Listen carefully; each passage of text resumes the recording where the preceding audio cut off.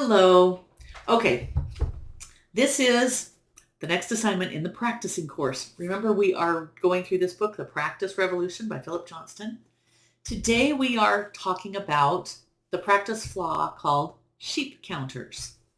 Let me just show you what that looks like. You've got a page like this. It's called sheep counters. Little picture of some sheep. And we're going to talk about that page, print it out, and let's just explain. What does that mean? If you're a sheep counter when you practice, that means that is someone who just counts how many times they play through their song. And they might do great. They might do the repetitions like 10, 15, maybe 20 times. And they practice it 20 times through every day.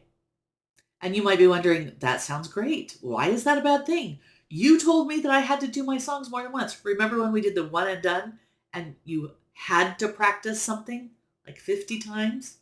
Okay, well, we're getting better now. We're adding something to that. Here's how I can tell if a student is practicing that way. If a student has the wrong fingering when they're playing for me and I stop them and we're going to go back, let's change that fingering, and they just can't. It's so hard to change because it's been just ingrained in their brain hundreds of times. That's a sign they're doing the sheep counter. Another thing is if I ask them, okay, here's your new song. What is your strategy this week? How are you going to get it perfect? They say, well, I'm just going to practice it over and over again until it's perfect. Or if they say, well, I'm going to do it 15 times a day. Anything related to over and over and over, and that's their only strategy, that is probably a good sign that they are a sheep counter. Now, I totally understand why students would practice this way, because one of the first things we do, in fact, our first lesson on the one and done, is to repeat things more than once. You have to do it at least 5 times, maybe 10 times, maybe more, maybe 50. So we get in our head, oh, I need to repeat it a lot. Okay, but here's the problem. It's not just repeating. You have to combine it with something else. Let me talk about the 3 biggest problems, and I think that will explain it better. 3 biggest problems with practicing this way is it's a blunt instrument. That means it's something like a hammer. It's just a flat thing. A carpenter has a lot of tools they use, not just a hammer. Can you imagine if they used a hammer for everything? It wouldn't work. They would break a lot of things too. So sometimes you have to use different tools for different reasons. Okay, and that blunt tool doesn't work all by itself in practicing, really, ever. You don't want to just have repetition over and over. You've got to combine it together with some other skills in practicing. And together, they will make your songs a lot better. We'll talk about that in a minute. Okay, the second problem is that sheep counting is blind. You're just going through, marking off how many times you got it. Okay, 17, 18, 19, 20, done. And that's all you're thinking about is the number of times that you're practicing it. That's a problem. It's blunt and it's blind. And the third thing, it's boring. If you're just having to do it over and over and over again, why do you think they call it counting sheep? Because that's what people do when they want to fall asleep. You just count it over and over again, and it's boring. When people want to jog, they'll usually want to go outside on a mountain trail or along the beach or somewhere, even around the neighborhood, because it's different instead of just on a treadmill in their living room every day over and over again. Okay, so that's what the problem is. Here's how we can correct that.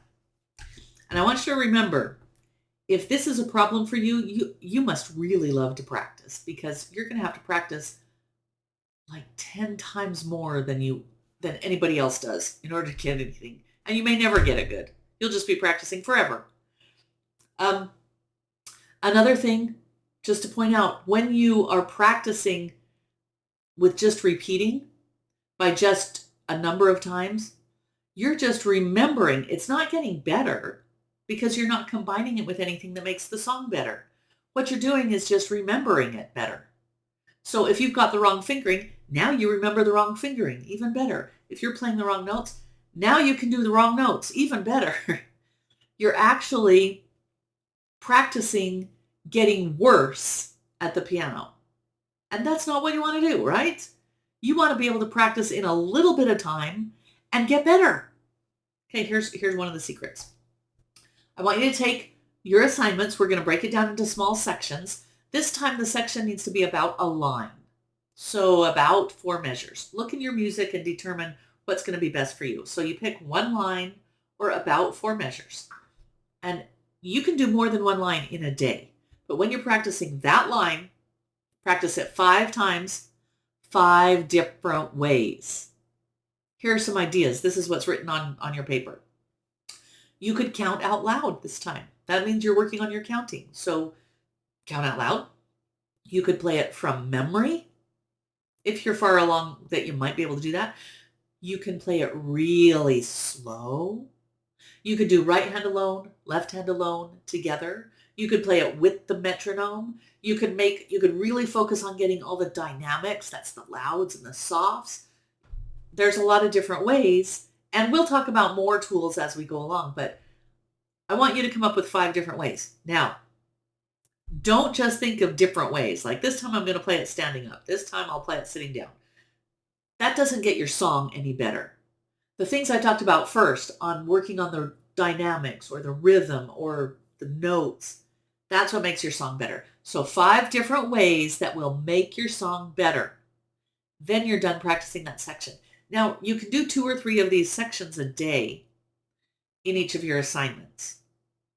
I want you to practice this way for 5 days, like usual for this course, 5 days of doing this. Then fill out the evaluation form and turn it in so we can pass this off. All right, good luck, and don't be a sheep counter.